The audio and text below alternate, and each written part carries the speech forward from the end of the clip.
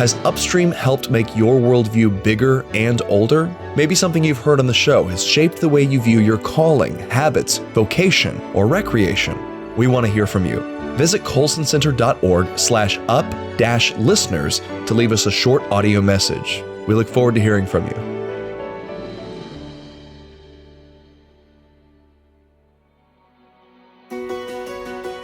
Welcome to Upstream, where we make your worldview bigger and older by taking hard questions to the headsprings of Christian wisdom. I'm Shane Morris. There are moments in all of our lives at one point or another that make us aware of knowledge we forgot we had or that we had suppressed. A sunset, a flower, a symphony, the face of a child, a painting, a near-death experience. C.S. Lewis said that a young person who is an atheist and who wishes to remain a sound atheist can't be too careful of his reading. I'd say that a young atheist can't be too careful of where he walks, who he talks to, the music he hears, or the love he allows himself to give and receive. Each of these experiences in their own way can function as something more powerful than a logical proof of God's existence. They remind us of something that deep down we already know about who we are, about where we live, and about the duty and desperate desire within each of us to give thanks. Poet Elizabeth Barrett Browning put it well in these famous lines: "Earth's crammed with heaven, and every common bush afire with God, but only he who sees takes off his shoes." I want to unstrap our sandals today with a very special guest who, as they say, needs no introduction. Social critic and author Dr. Os Guinness has just written a small but powerful book called Signals of Transcendence, Listening to the Promptings of Life. It's a collection of stories about men and women who encountered a higher reality and were forever changed, and an invitation to all who have ears to hear to listen up themselves. Dr. Os Guinness, welcome back to Upstream. Well, thank you, Shane. What a wonderful introduction. I wish I'd come across that quote myself that you just used. Thank you. Yeah, I want to talk about the title itself. Signals of Transcendence is itself a kind of arresting phrase. What's the origin of that phrase, and what does it mean? Well, I first came across that in a book by Peter Berger back in the 1960s. He introduces the idea. People have experiences which are so profound in their lives that they first puncture whatever they used to believe and point beyond it to something else which would need to be true if the signal is as meaning as it appears to be. And so they become seekers, searchers, looking for a deeper meaning for their lives. I loved his idea, and I've been intrigued. We actually hoped to, he was my mentor, my tutor, and I hoped we would write a book on it together, but sadly he died before we could do it. And so this is my attempt, 10 stories of people who experienced his signals of transcendence. You draw a pretty sharp contrast between signals of transcendence and more traditional logical proofs or apologetic arguments. Why are these signals so spontaneous and individual and unpredictable and in some ways unreproducible? No two people seem to have the same one. Well, if you think for a minute, Shane, no one is argued into a belief just by argument alone. And certainly not in the biblical way. It's much more Greek than it is a Hebrew idea. So I think the idea of the signals of transcendence, the way life speaks to us, you rightly used things that are intuition. We know that we know them, although we don't consciously know them in our full rational mind. So stories speak in a far deeper way than arguments. Now, I personally think that many of the arguments for God, the so-called theistic proofs and so on, they don't actually work. You can always say at the end of it, so what? Some of them are very ingenious and brilliant, and you're more impressed by the arguer than by the argument. But I don't think that's the way in which people meet the Lord himself. It's much more existential and encounters, just as no two people can know each other unless each one moves to the other. Well, the same is true of faith. You can never just argue that God is there and then meet him. No. You have to meet the Lord, and signals are one of the ways people start the great search. I love the story in the Gospels where, and I'm forgetting which disciple it was. I got to go back and and reread it. But Jesus actually says to one of them, I heard you, I saw you beneath, it was a fig tree, I believe it was, right? Nathaniel. Yeah. And so he's alluding to some special meaning or experience or prayer that Nathaniel made, and that immediately upon hearing that recognition, he says, this guy is who he says he is. This guy is the real deal because he heard my prayer.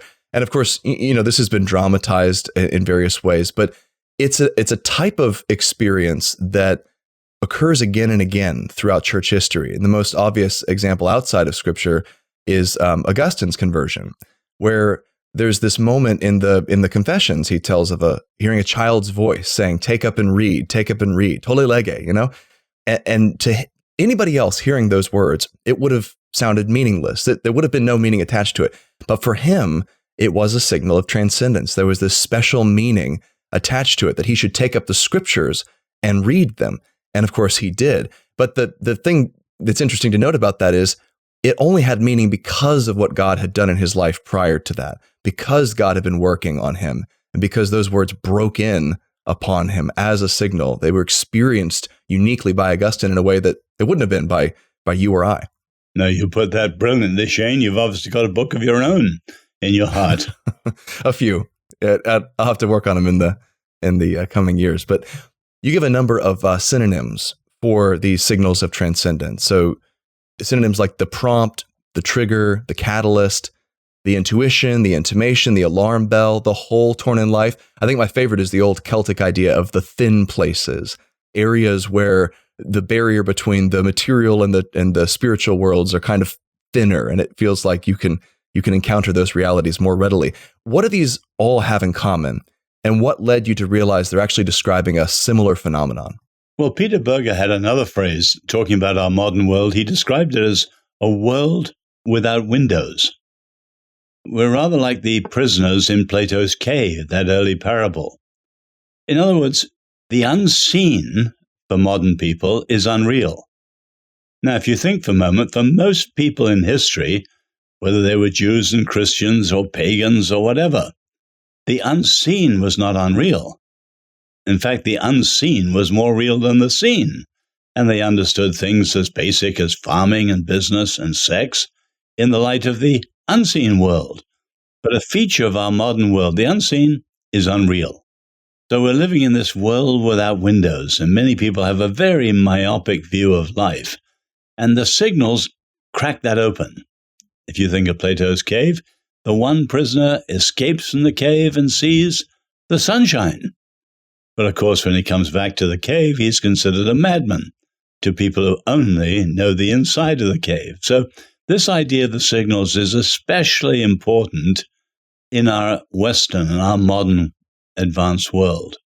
It's almost as if the Western imagination has always had a kind of captivity to the material, that in the West, we've always approached things in a very rational way, even before materialist philosophies really became mainstream.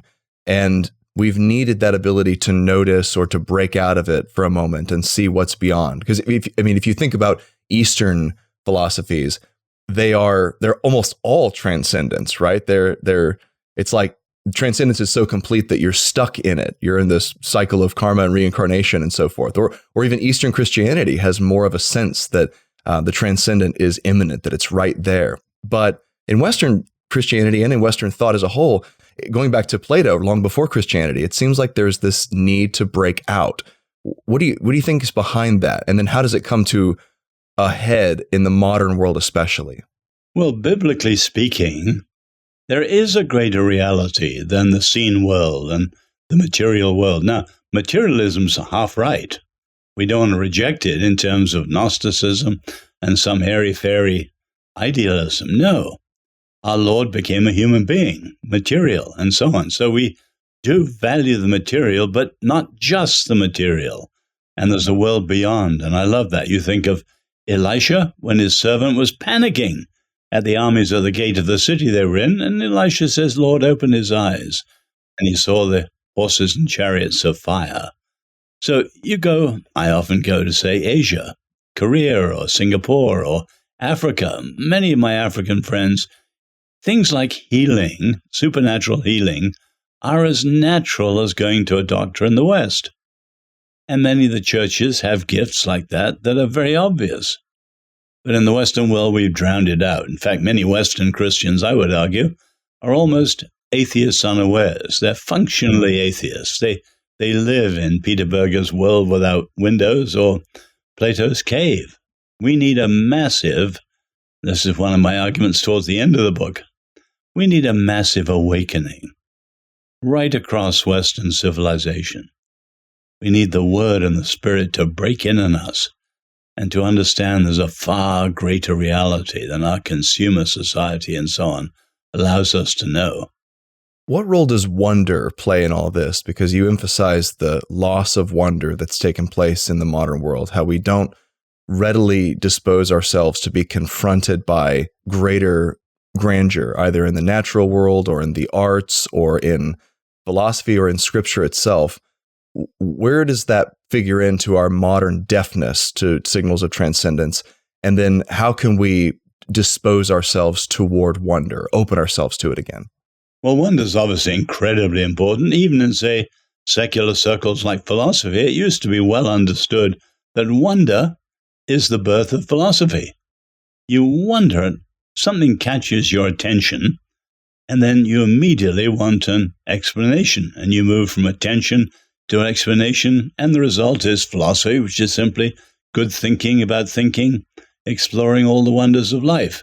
Now, obviously in our modern world, we've drowned out a huge amount of wonder because so much is man-made, artificial.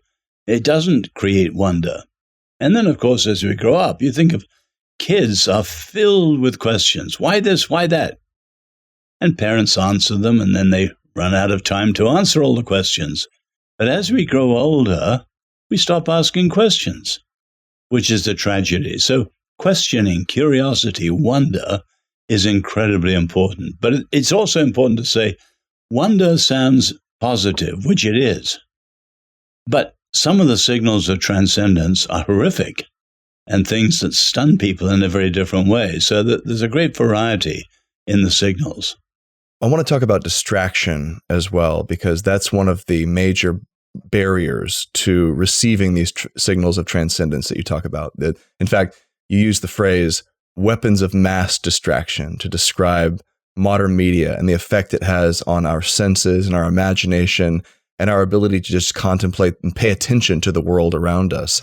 Obviously, we all feel the distraction. We all kind of nod in agreement with that. But what's it really doing to us? Help us understand how unusual the modern situation is with regard to these ubiquitous distractions. Well, I think incredibly important. And I first came across this through the 17th century mathematician and apologist Blaise Pascal. And he calls it diversions. In other words, we build around ourselves busy, entertaining distractions. So we're so focused on them, we don't have to think ultimately. And certainly we don't think about the ultimate things like the fact we're all going to die. And no philosophy of life is really adequate unless you put in things like life and death at the end in the picture. So modern teenagers, I was amused by this, are often described as screen agers because with their triple screen gazing, they're living in an incredibly small world. And the wider, deeper, wonder-filled reality is something beyond many of them. I saw a cartoon last week. Someone was asking, how do you tell the difference between a scarecrow and a human? Two birds saying. Oh, they said, the other blackbird said, that's very easy. The scarecrow doesn't have a cell phone in his hand. Yeah. And that's the thing, too. We've become so distracted that we're getting distracted from our distractions at this point. I remember there was one moment years ago when I was using a social media app, and then I opened a browser in another device to look at the same social media page, and I realized, what am I doing? This is like distraction squared at this point. It's the exact same thing. I'm going to it again. And that's, in itself, that's kind of a realization. I won't rise to call it a signal of transcendence, but it is a signal of my own distraction, right? It's a signal of just how much I'm not paying attention and how much I'm anesthetizing myself. And you get the sense of the full impact of this, I think, when you go without for a while, when you cleanse yourself of the impulse to flee to distraction, and you begin to think real thoughts. You begin to have real, long, internal processing, and you observe the world around you, and you read a text deeply, or you contemplate on scripture, or you listen to a piece of music well, with no distractions. You begin to encounter realities that you had sort of forgotten, or you stop looking at it and listening to it and thinking, how would this person react? Or how would that group characterize this? And you start to actually ask, oh, is this beautiful? Is this good? And why are the hairs on my arms rising right now? Because you're experiencing it for real without the distractions. I don't think we're fully aware of the anesthesia we're pumping into our veins spiritually with, not just screens and devices, but the constant noise that attends them. Just paying too close attention to the news cycle throughout the day can have that same deadening effect. No, I agree with you thoroughly. And part of what I hope the book will do is give people permission to listen to the promptings of life. A friend of mine, the story I have there of Kenneth Clark and how he was in Florence, and he was just overcome by the beauty of a painting. And he said, it was as if I felt the finger of God. And my friend gave a group of CEOs that passage. He thought, well, no one will relate to that. They're all hard-bitten CEOs and so on. Everyone except one in a group of 30 said they'd had their own equivalent, but they'd been so busy, they'd, as it were, brushed it aside in the same way that Kenneth Clark did at that time. Do you find that in the course of writing this and then talking with folks about it, that people instinctively know what you mean when you speak of a signal of transcendence? It sounds like others have this experience and they recognize it even in the stories as you tell them. I think that's right. And the book is actually only out officially this week. But I've been delighted with people who've ordered 20 or so copies to give to their friends, because the stories speak much deeper than arguments. I have books that are arguments. Arguments are important. And this is in some ways a companion to my other book, The Great Quest, which is a description, a rational description of how a seeker moves along towards faith. But that's an argument, whereas this speaks much more directly and beautifully because it's stories. Well, of course, one of the stories of a signal of transcendence that changed a life in here is C.S. Lewis. And I know many of my listeners will already know kind of the outlines of his story, especially if they have seen Max McLean's movie, The Most Reluctant Convert, based on his stage production about Lewis's own conversion, based itself on his autobiography, Surprised by Joy. But of course, Lewis's journey begins in a way with one of these or several of these signals of transcendence, the joy that he felt that surprised him, as the title says, in extremely simple things, like a little garden that his brother gives him as a child in a cookie tin, or thinking that perhaps he saw a fairy on the garden walk in his own sort of backyard, or the delight in Norse mythology and the music that expresses it, Wagner, those kinds of things, the northernness. He's just drawn in. But then, of course, Lewis's life becomes very full of rational argument after that. He presents his own conversion in terms of signal and then pursuit as he works through the arguments. And he tells this story in the autobiography. And in many ways, he leads you through the same arguments in Mere Christianity. But the point I draw from that is that the signals aren't enough. The signals are just a beginning. They're a starting point. They're an entrance into real contemplation of the transcendent. You can't just dwell on them. And in fact, you can ignore them. Help us understand the role they play, what their limits are, and then what happens if we listen versus if we refuse to seek after those signals. Well, in my earlier book, The Great Quest, and this is the companion, the signals fit in as stage one in the search. Stage one is a time for questions. It's questions which constitute the searcher, the seeker. Until someone really has deep existential questions, they're satisfied with whatever they believe, and it's very hard to argue with them. But when life becomes a question, then they sit out. And the signals of transcendence are one of the deepest ways in which that questioning starts. But you're absolutely right. That's only stage 1. Stage 2, you've got to look for an answer. Stage 3, you've got to look, is that answer in fact true? And stage 4, you've got to get to the point of a personal commitment. But the key one is stage 1. And so many people are not moving because they've never been struck or thought deeply enough to really have questions. So a very important stage, but not the whole journey in itself. When we speak of these signals coming to us, there's almost an implied agency. It's almost as if God is actually kind of throwing these out there in our path to just trip us up and make us notice things we hadn't noticed before. But I wonder how it is you think of this. Do you think of the signals of transcendence as almost miraculous or providential events that God actually kind of puts out in front of us? Or do you think of just moments of them as just moments when, a chink opens up in our lived armor, our skepticism, and we see things that have always been there as they really are? Or is that just a false dilemma? No, I think the latter. I think you described it well. In other words, you can see them as God's direct supernatural breaking in, or you can see them, and they also have this, as ways people realize that their human ways of figuring things out just weren't adequate. So Lewis is surprised by joy. He knew immediately it wasn't pleasure. Pleasure is only the senses. It wasn't happiness. Happiness is circumstances. It was joy which went beyond pleasure, beyond happiness.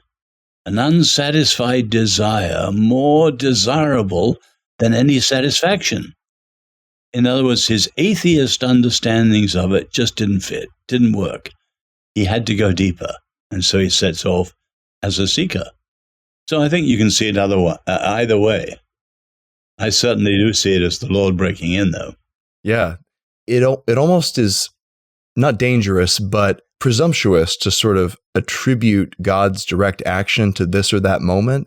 But it seems like when it happens to us, it fits so well within the providential story that God has been writing in our lives that we just recognize it. We recognize the child, saying, "Take up and read," as a divine signal, as a moment when God is actually telling us something, whereas, what the child was saying probably had nothing to do with taking up and reading the Bible.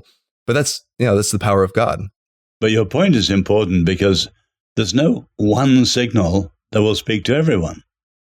People have to be open to whatever it is that life says to them and the Lord says to them. But equally, when you have a signal and something's really speaking to you deeply, you can brush it off. And the story of Kenneth Clark's exactly that. He had an incredible experience in studying art of inspiration.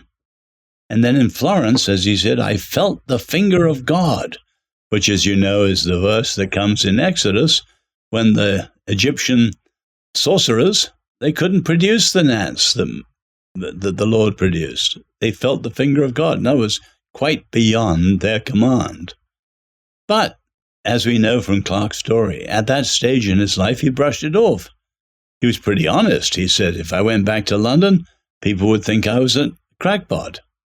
He said, even worse, we now know he had mistresses. If he went back to London, having met the Lord, he'd have to put that right morally, and he didn't want to. So he felt the finger of God, and it lasted, he said, for several months. But he brushed it off. But thank God, with the rest of the story in the book, towards the end of his life, he came back. Do you think these signals point to, in a sense, an innate knowledge that we are always suppressing? Or are they actually helping us discover something we didn't know before? Obviously, sin plays into this, right? We're suppressing the truth. But what are your thoughts on that? Do we know more than we let on, or we let ourselves believe? Well, you put that so brilliant in the introduction. I think that's what you see. Paul says in Romans 1, when he says that people hold the truth in unrighteousness. You could say they hold truth hostage. Now, my wife was in an attempted hijacking with Black Panthers, But if you have hijackers who put a pistol to the head of a pilot, the plane's supposed to go from DC to Los Angeles, in my wife's case, and they wanted to fly it to Algeria. In other words, you can suppress the truth and hijack it in your own directions to your own purposes. And so these signals are saying, no, you can't. There's more to life than you're admitting, and it leads in a different direction. Think. Well, that's a good reminder, actually, that these signals don't have to always be positive. They don't always have to be a sunset or a flower or a symphony. They can actually be very negative too. And I want to touch on that with Malcolm Muggeridge's story in particular. But when you say that the signals of transcendence can strike us at any time and they're unique for everyone, we're not just talking about pretty sunsets here. We are talking about something that could be a terrifying reality, a terrifying inbreaking. Kind of help us understand that so that we've got our minds in the right place as we encounter these stories. Well, two of the stories to me are still moving to me now. One is W.H. Auden, the great 20th century English poet. When he left Oxford a few years afterwards, he was young, left-wing, atheist, and gay at a time when it was not popular. And he was a hero of people on the left and fought against Franco in the Spanish Civil War. So he comes over to America to escape that with his gay partner. And of course, in 1939, there's no television. So you have to go to the cinema on a Saturday night to watch the latest round of the documentary news. And unbeknownst to him, the audience in the cinema he went to in the Upper East Side of Manhattan was almost all German in Yorkville. And of course, America was neutral. The war had broken out in Europe. The Brits supported Britain, and the Germans supported Germany. And one night, he went and the documentary was on the siege of Poland. And Nazi stormtroopers were bayoneting women and children brutally. But the German audience in the cinema cried out, kill them, egging on their own fellow countrymen. And Auden sat there in the darkness, horrified. He says in 2 minutes, his whole worldview was overturned. First, he knew there was radical evil.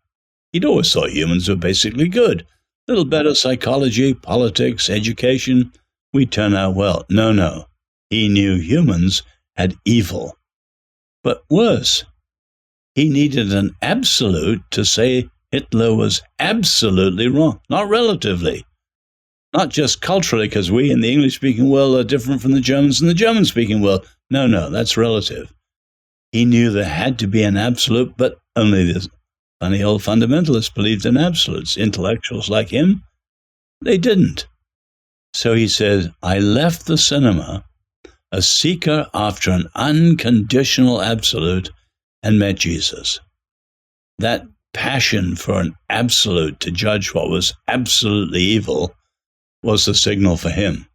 Isn't that remarkable that evil itself, even something so just horrifying as watching ordinary men and women become hateful to the point where they want civilians to be killed, right? That can serve as a signal of transcendence. There are some people who respond to that in a way, and then there are some people who just don't seem interested in responding to it. So I think of two contrasting cases. One is Jordan Peterson, who's obviously in process, still very much alive and with us and receiving the prayers of many people, I know. He, in his first popular book, 12 Rules for Life, he talks about his reading about the Soviet atrocities, right, in the gulags, Alexander Solzhenitsyn's experiences. And he speaks of evil as so obvious and so real that there must be something that condemns it, that there must be a standard that it's violating. And so he almost reasons his way backward from absolute evil, or, as black as humans can paint morally, to absolute good, because otherwise you can't tell the difference between them. So it's like he's taking that signal of transcendence. Someone who didn't seem to have heeded the signal was H.G. Wells. And I'm reading Christopher Watkins' book, Biblical Critical Theory, and he has these two just chilling quotes from Wells from before World War II and after World War II.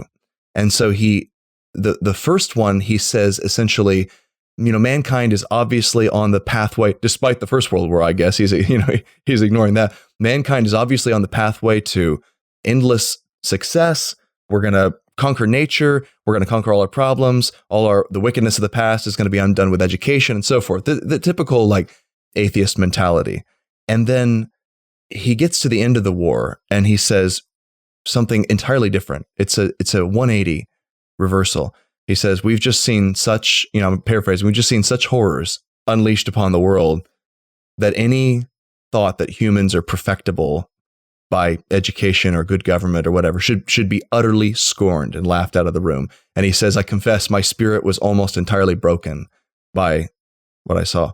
And it's, that there's a signal there. It's a negative signal, but you have to heed it. You have to recognize that if evil is real, there must be something more, instead of just losing hope and, I guess, despairing. Yeah, and of course his final book was Mind at the End of Its Tether, which was indeed despairing. And you think of people like William Golding, who again saw the point of evil very clearly in World War II, and then wrote his famous Lord of the Flies, because he realized it wasn't just in Nazi death camps. You had the same problems in English boarding schools for the upper-class wealthy people. The kids were as bad too, and so on. But I love the story, one of the others, of Philip Halley, who was a Jewish scholar who'd majored on all the horror of the Nazi scientific experiments and so on, cutting off fingers of children without anesthetics. Anyway, after a lifetime both fighting against Germany in the war and then studying it for himself, he was depressed to the point of ready to take his life. And sitting in his study, all these books on the horror of it all, he looked at some books on the resistance and just pulled out a pamphlet he'd never read. And it was the story of the little village, the Huguenot village Le Chambon in southwest France, where they'd rescued 5,000 Jewish children. Halley, of course, is Jewish himself. And he says, after reading this story, which he'd never read before, he thought he had something in his eye. Was it a fly? It was a tear. He said the goodness of these people in the midst of the horror of the darkness was a heart-cracking goodness. And I love that. So evil certainly reduces us to tears, but actually goodness, love can reduce us in a deeper way in the contrast to evil. I love that. I'm talking today with Os Guinness about his new book, Signals of Transcendence, Listening to the Promptings of Life. We're going to take a quick break. We'll be right back after this.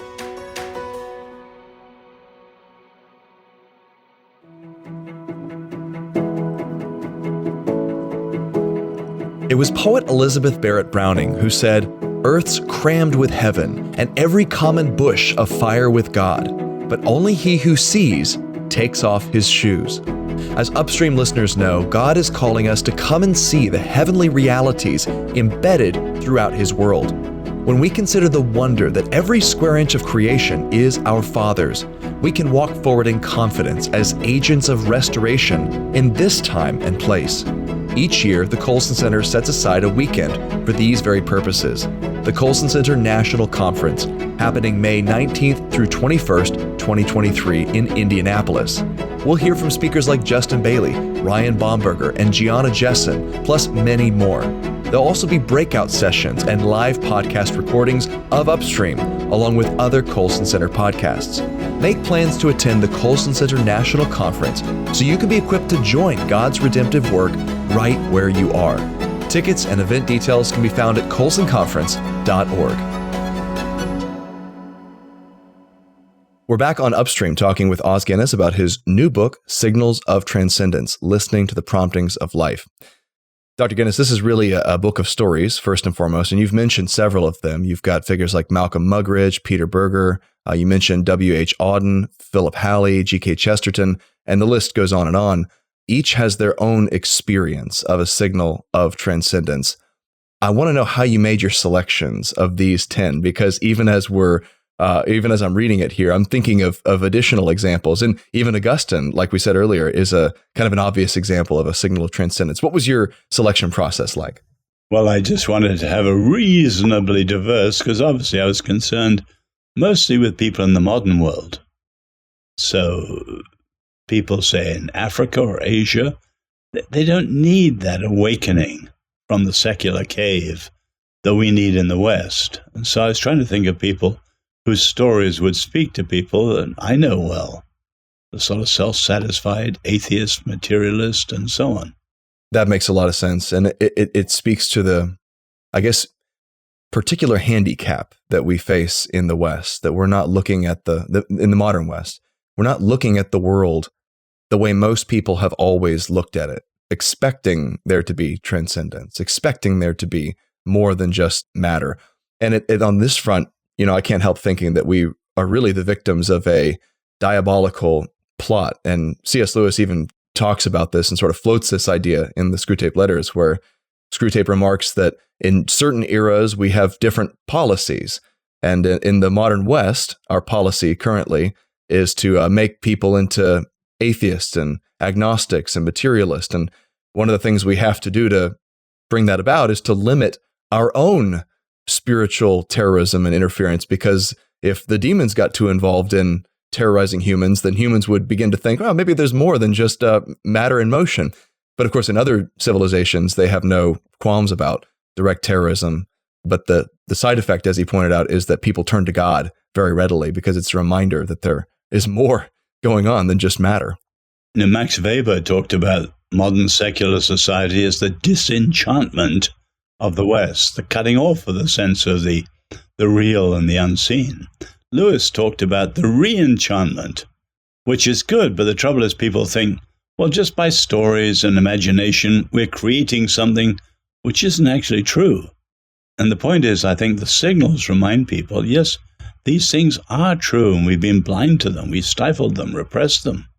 I look at God's providence in my own life, and there are moments when it strikes me very clearly, even in little things. And just this week, Dr. Guinness, the way it struck me was that I've read most of what C.S. Lewis wrote, but somehow I had managed to skip over talking about bicycles, his little essay on the 4 stages of, enchantment. And it's exactly what you're saying. In the first stage, we're unenchanted. We don't know what a bicycle is. The second stage, we're enchanted. The bicycle becomes this magical object that gives us freedom and power and speed. And we just think our lives will never be the same as kids when we first ride a bicycle. And then we become disenchanted. We think, oh, it's just a bike. It's just a way to get to school. But there's a 4th stage that we must never forget. And that I think a lot of Western people are coming back around to as we tire of the drabness and soul-crushing inadequacy of materialism. And that is the re-enchantment phase, as we realize there really was something amazing there. There really was something magical. But the key to holding on to it is to recognize that the bicycle, the proverbial bicycle, is not ultimate. That in order to experience that joy again, that freedom, we have to look past the bicycle, as it were. This goes to meditation in a tool shed. It's similar theme there. But yeah, we're trying to coax people into that 4th stage.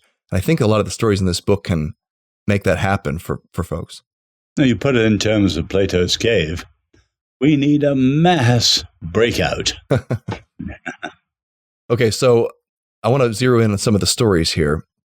We'll start with Peter Berger, who actually came up with the term signals of transcendence. And this one really touched me, because right now I'm the father of a 10-month-old. She's the youngest of 4. My oldest is a 10-year-old.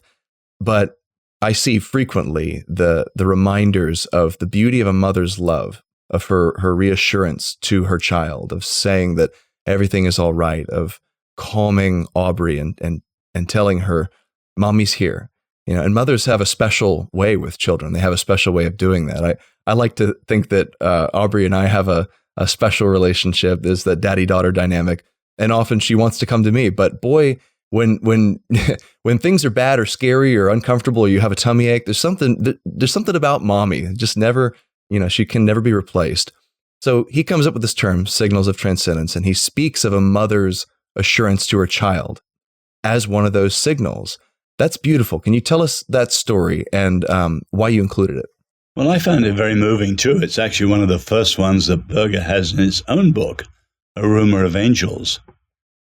And he points out the idea, nothing is more prototypical, profoundly comforting. Everything's going to be all right. And Berger says, wait a minute, is that true? Is the mother, in fact, lying? Because a lot of things in this life are not all right. And one day, both the child and the mother are going to die.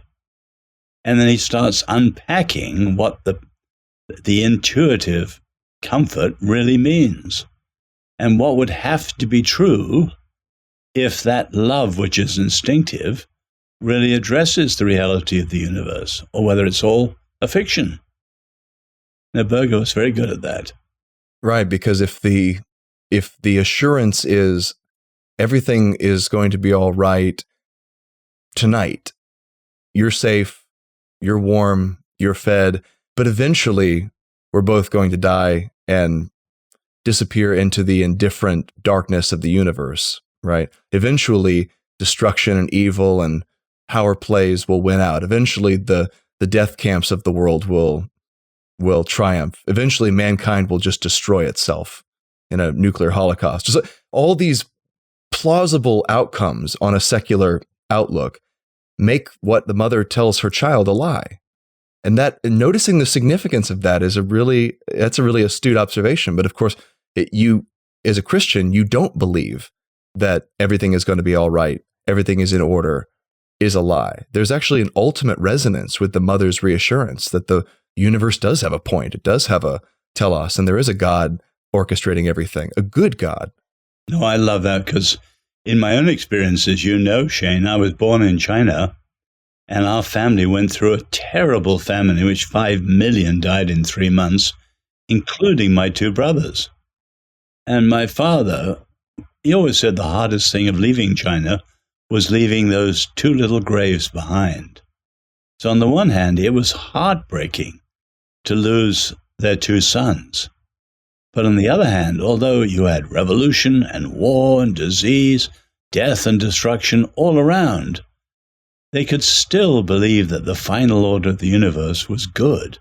God was in control, and one day all will be well. So I always summarize what my father taught me in those days. God is greater than all. God can be trusted in all situations. Have no fear. Have faith in God. And that wasn't make-believe, because in our Christian worldview, that is the reality of what the world truly is, beyond all the immediate death and destruction.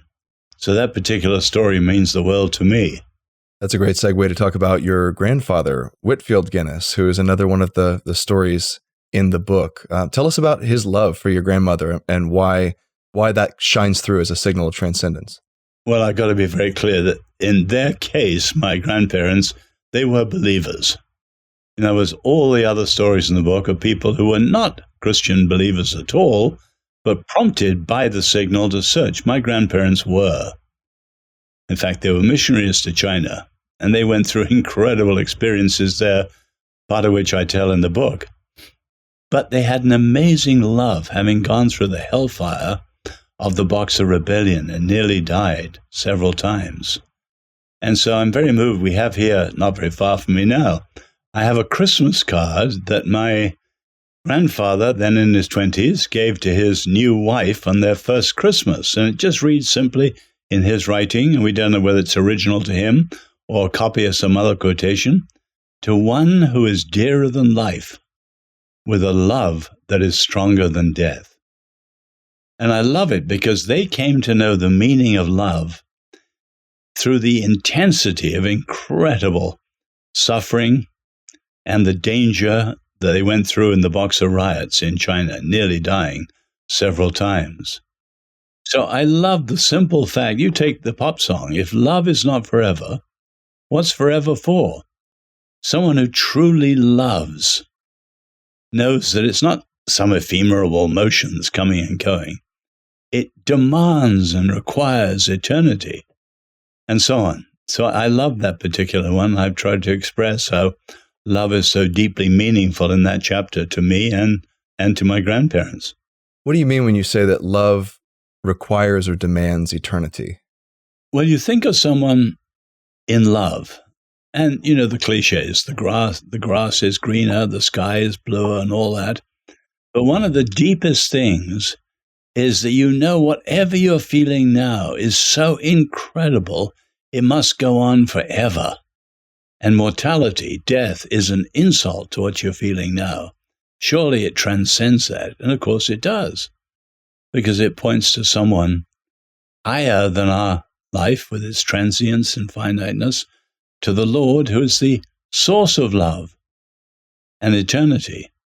You know, Nietzsche, talking about joy in C.S. Lewis, joy wills eternity, deep, deep eternity. Now, I don't think Nietzsche followed up the way that Lewis did, but I think the same is true of love. Love wills eternity, deep, deep eternity. What you're feeling, you know, demands to be far more than you're experiencing in the immediate moment. You bring up Lewis again, and I can't help but thinking of an experience I had while reading this book of just something in Lewis clicked for me for the first time. So you're telling the parable of Plato's cave from the Republic, right?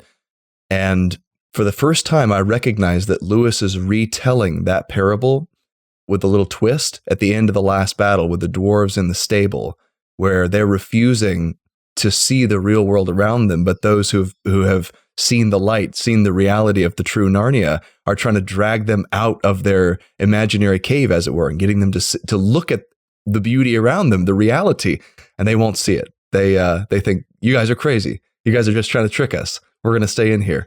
I totally didn't realize he's doing a Plato riff there, but of course, yeah, Lewis is always saying it's all in Plato. What do they teach in these schools? I want to talk about G.K. Chesterton here while we still got a few minutes. He is one of my favorites in the book, and he is someone whose writing I've only really dove into in the last year and a half, 2 years. So I've read both of his big, well-known books, Orthodoxy and The Everlasting Man, and had guests talk about them on Upstream. But he was arrested by a very commonplace signal of transcendence. In fact, it was a dandelion. Could you tell us that story and then explain how it helped push Chesterton to become the writer we know? Well, I love Chesterton too. On my other wall, I have the autograph of C.S. Lewis and G.K. Chesterton, and the flourish of his autograph is like the flourish of his writing. But you know, when he left school, he didn't go to Oxford and Cambridge like most of his peers. He was very artistic, and he went to the Slade School of Art in London.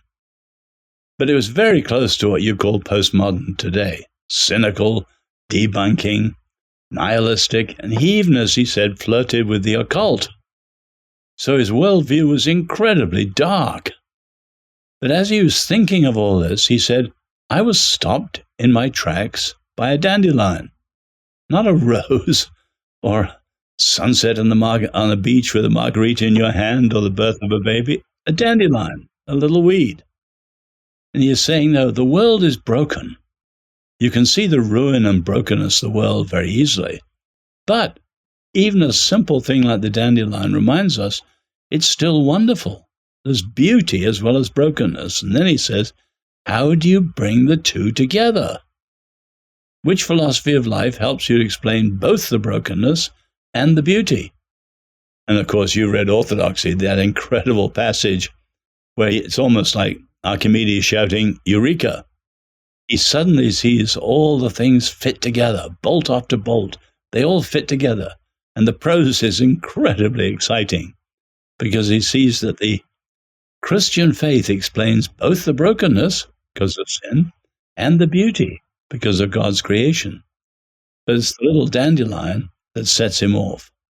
This is the thing that signals us that Christianity is the answer to the transcendent longings we're looking for, is precisely its ability to explain both the brokenness and the beauty. So Chesterton talks about how this key moment he notices, and this is in Orthodoxy, if I remember correctly, this key moment where he notices that the critics of Christianity are always criticizing it for opposite complaints. So, Christianity is too airy-fairy, but it's also too dark and pessimistic. Christianity is too enchanted with the life of the ordinary people, but it's too dependent on the exalted and rich people and the bishops and all their finery and so forth. It's like it almost appears as if, number one, they're going to criticize Christianity no matter what because they're committed to doing so, and number two, that Christianity is seeing around all of these false dilemmas in a way that actually encompasses the whole picture, that embraces reality in a way that humans are very hesitant to do because we're small-minded and we like to set up oppositions where there don't need to be oppositions. But that in itself is a kind of signal that says something more is going on here, something bigger that bursts your categories apart. No, I love that. My own word for it is the Christian faith is bifocal. It sees all the beauty because of this incredible world of wonder in diversity and beauty that the Lord has created.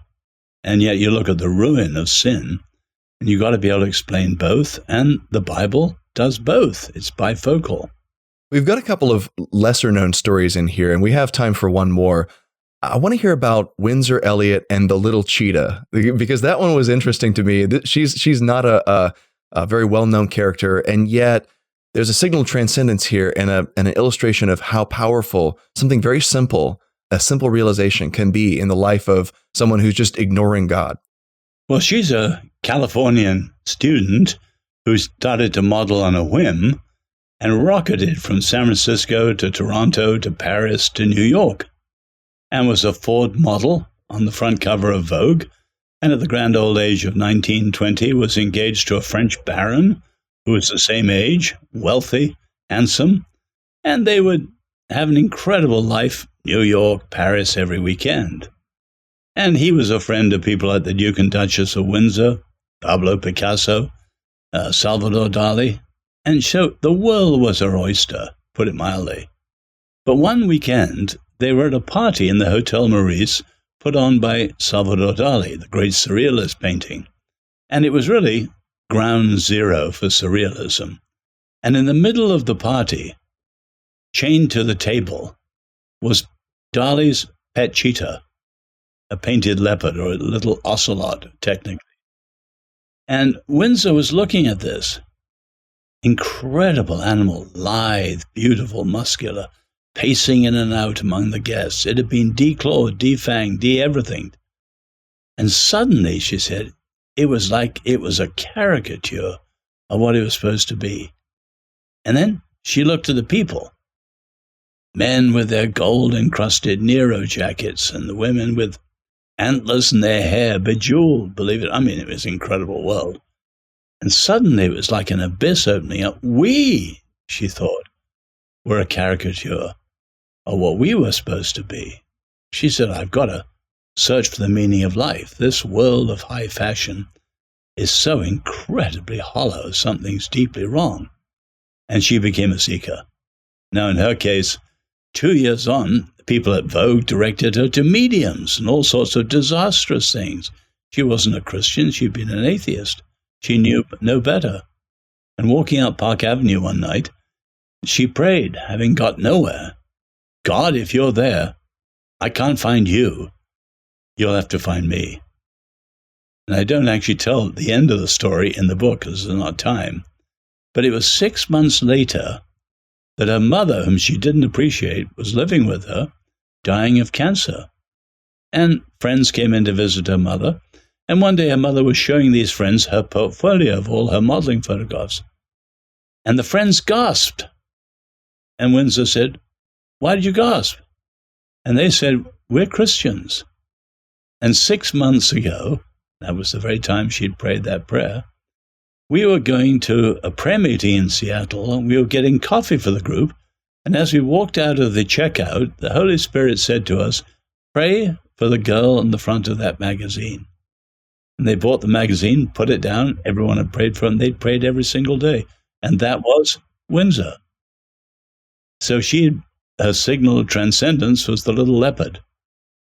But she had then become a seeker and reached out to the Lord, and the Lord had found her.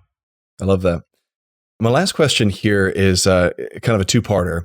I want to know how we can better listen for these signals of transcendence. You speak at the end of every chapter of those who have ears being ready to listen, that they should listen. Of course, that's borrowing Jesus' phrasing there. So how can we become better listeners? And then how can we better act on a signal of transcendence when we receive it? What do we do? My wife is at the moment up in Long Island, in a place she loves compared with Washington, D.C. Everything in D.C. is politics and man-made, artificial. Long Island, the ocean, the beaches, and so on, a world of wonder. So I think all of us, we've got to break out of the man-made, the triple screen gazing and all that sort of thing. And as we can, make sure we live more of our lives in the beauty of the nature all around us. That's one thing. But then when these things strike us, we've got to take the time, think enough, care enough to really think through what it is, maybe share with a friend and wrestle with them until we come to an answer. In other words, not just brush them off. Interesting experience, on we go. No. When life gives us these signals, we want to follow through with them until we have answers that are deeply satisfactory to the best of our hearts and our minds together. So don't be satisfied until we've found what it is we're seeking. Indeed. And I end this book like I end the previous one, The Great Quest, with that wonderful prayer of St. Augustine. You have made us for yourself, and our hearts are restless until they find their rest in you. The signals are life's prompting that remind us that we're restless until we find a deep and satisfying answer. Couldn't agree more. Beautiful. My guest today has been Os Guinness, author of many excellent books, but most recently, Signals of Transcendence, Listening to the Promptings of Life. It's actually our premium this month at the Colson Center. So for a gift of any amount in March, we'll send you this new book. Just visit colsoncenter.org/March. Dr. Os Guinness, thanks so much for joining me again on the program. This was an honor. Thank you, Shane. Always a privilege.